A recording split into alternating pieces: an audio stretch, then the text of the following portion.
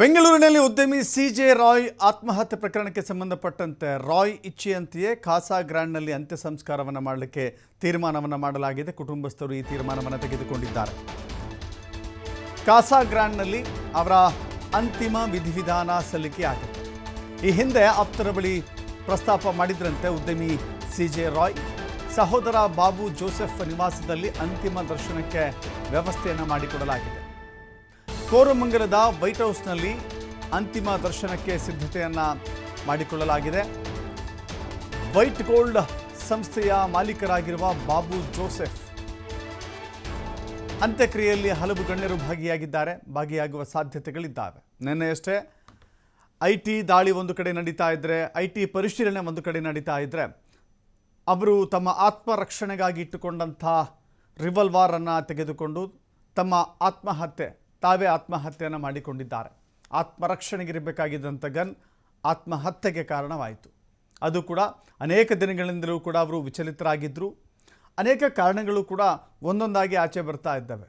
ಯಾಕಂತ ಹೇಳಿದ್ರೆ, ಒಂದೊಂದು ಸಾಮ್ರಾಜ್ಯವನ್ನು ಕಟ್ಟಿದಂಥ ವ್ಯಕ್ತಿಗೆ, ಹಲವು ಸನ್ನಿವೇಶಗಳನ್ನು, ಹಲವು ಸವಾಲುಗಳನ್ನು ಎದುರಿಸಿದಂಥ ವ್ಯಕ್ತಿಗೆ ಏಕಾಏಕಿಯಾಗಿ ಆತ್ಮಹತ್ಯೆಯ ಆಲೋಚನೆ ಬರುತ್ತೆ ಅಂತ ಹೇಳಿದ್ರೆ ಖಂಡಿತವಾಗೂ ಅದನ್ನು ಒಪ್ಪಲಿಕ್ಕೆ ಸಾಧ್ಯವಿಲ್ಲ. ಏಕಾಏಕಿಯಾಗಿ ಬಂದಂಥದ್ದಲ್ಲ. ಯಾಕೆಂದರೆ ಹಲವಾರು ಘಟನೆಗಳು, ಹಲವಾರು ಸನ್ನಿವೇಶಗಳು, ಹಲವಾರು ಸವಾಲುಗಳು ಅವರನ್ನು ಈ ಆತ್ಮಹತ್ಯೆಯ ಸಂಕೋಲೆಯಲ್ಲಿ ಸಿಲುಕುವಂತೆ ಮಾಡಿದೆ.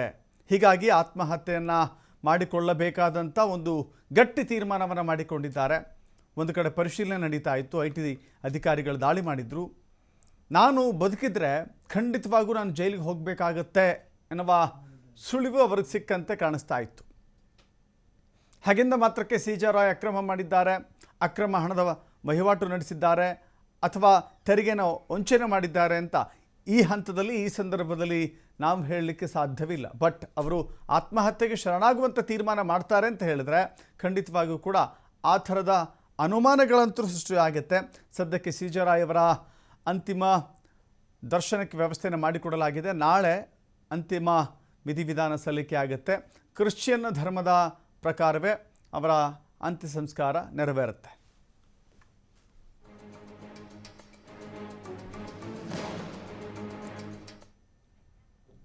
ಉದ್ಯಮಿ ಸಿಜೆ ರಾಯ್ ಕೇರಳ ಎಲೆಕ್ಷನ್ ವಿಚಾರದಲ್ಲಿ ಸಾಕಷ್ಟು ನೊಂದಿದ್ರ ಅಥವಾ ಅವರ ಸಾವಿಗೆ ಅದೇ ಕಂಟಕವಾಯಿತು ಅನ್ನುವ ರೀತಿಯ ಪ್ರಶ್ನೆಗಳಿದ್ದಾವೆ. ಯಾಕೆಂತ ಹೇಳಿದ್ರೆ, ಕೇರಳ ಎಲೆಕ್ಷನ್ಗೆ ಸಂಬಂಧಪಟ್ಟಂತೆ ಹಲವಾರು ವ್ಯವಹಾರಗಳನ್ನು ಸಿಜೆ ರಾಯ್ ಹೊಂದಿದ್ರು ಅನ್ನುವ ಕೆಲವಷ್ಟು ಗುಮಾನಿಗಳು ವ್ಯಕ್ತವಾಗಿದ್ದಾವೆ. ಈಗ ಕೇರಳ ಎಲೆಕ್ಷನ್ ಸಿಜೆ ರಾಯ್ ಆತ್ಮಹತ್ಯೆಗೆ ಕಾರಣವಾಯಿತಾ? ಏಪ್ರಿಲ್ ತಿಂಗಳಲ್ಲಿ ಕೇರಳದಲ್ಲಿ ವಿಧಾನಸಭೆ ಚುನಾವಣೆ ಇದೆ. ಈ ಸಂಬಂಧಪಟ್ಟಂತೆ ಉದ್ಯಮಿಗಳ ಮೇಲೆ ಐಟಿ ಕಣ್ಣಿಟ್ಟಿತ್ತು. ಹಲವು ನಾಯಕರಿಗೆ ಫಂಡಿಂಗ್ ಮಾಡ್ತಾ ಇದ್ದಂಥ ಆರೋಪ ಕೂಡ ಅವರ ಮೇಲಿದೆ. ಹೀಗಾಗಿ ಒಂದು ತಿಂಗಳಿನಿಂದ ಸಿಜೆ ರಾಯ್ ಅವರ ಬೆನ್ನು ಬಿದ್ದು ಜಾಲಾಡ್ತಾ ಇದೆ ತಂಡ. 2 ದಿನಗಳ ಹಿಂದೆ ಲೆಕ್ಕಾಚಾರವನ್ನು ಶುರು ಮಾಡಿತ್ತು. ಲೆಕ್ಕಪತ್ರದ ವ್ಯತ್ಯಾಸದ ಬಗ್ಗೆಯೂ ಕೂಡ ತಲಾಶ್ ಮಾಡಲಿಕ್ಕೂ ಕೂಡ ಶುರುವಾಗಿತ್ತು. ಹೇಳಿಕೆಯಲ್ಲಿ ರಿಯಲ್ ಎಸ್ಟೇಟ್ ಅಂತ ಹೇಳಿದ್ರೆ ಅದೊಂದು ವಿಶಾಲವಾದಂಥ ಸಮುದ್ರದ ರೀತಿಯಲ್ಲಿ ವಿಶಾಲವಾಗಿರುವಂಥ ಕ್ಷೇತ್ರ ಅದು real estate.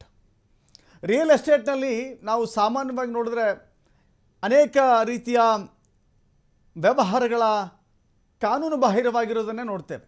But confident group ಅಂತ ಹೇಳಿದ್ರೆ, ಇಷ್ಟೊಂದು ದೊಡ್ಡ ಸಾಮ್ರಾಜ್ಯ ಕಟ್ಟಿದೆ ಅಂತ ಹೇಳಿದ್ರೆ ಇಲ್ಲಿ ಇಲ್ಲೀಗಲ್ ನಡೆದಿಲ್ಲ ಅಂತ ಕೂಡ ಹೇಳೋಕ್ಕಾಗೋದಿಲ್ಲ.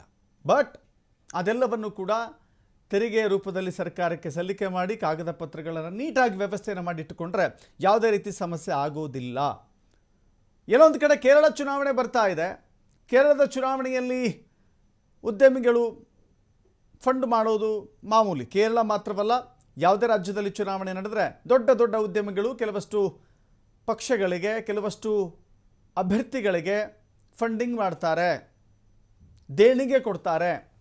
ಹಾಗೆ ಕೇರಳದಲ್ಲಿಯೂ ಕೂಡ ದೇಣಿಗೆ ಕೊಟ್ಟಿದ್ದರು ಎನ್ನುವ ಲೆಕ್ಕಾಚಾರಗಳು ಐಟಿಗೆ ಸಿಕ್ಕಿತ್ತು.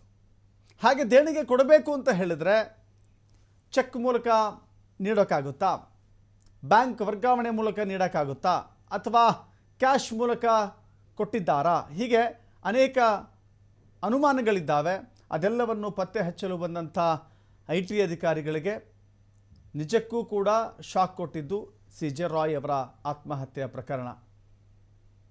ಎಲ್ಲವನ್ನು ಕೂಡ ಪತ್ತೆ ಹಚ್ತಾರೆ, ಅವರ ವಿರುದ್ಧ ಪ್ರಕರಣ ದಾಖಲಾಗಬಹುದೇನೋ ಅನ್ನುವ ರೀತಿಯ ಭಯ ಅವರನ್ನು ಕಾಡಿತ್ತು ಅಂತ ಕಾಣಿಸುತ್ತೆ.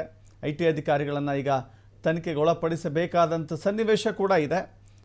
ಆ ವಿಚಾರದಲ್ಲಿ ಏನಾಗುತ್ತೆ ಯಾಕಂತ ಹೇಳಿದ್ರೆ ನಿನ್ನೆ ಸೀಮಂತ್ ಕುಮಾರ್ ಸಿಂಗ್ ಮಾತನಾಡ್ತಾ ಇದ್ರು, ಅವರ ಕುಟುಂಬಸ್ಥರು ಏನು ದೂರು ಕೊಡ್ತಾರೋ ಅದರ ಆಧಾರದ ಮೇಲೆ ನಾವು ತನಿಖೆಯನ್ನು ಮುಂದುವರಿಸ್ತೀವಿ ಅಂತ ಹೇಳಿ. ಹೀಗಾಗಿ ಸದ್ಯಕ್ಕಂತೂ ಅವರ ಕುಟುಂಬಸ್ಥರು ದೂರು ಸಲ್ಲಿಸ್ತಾ ಇದ್ದಾರೆ.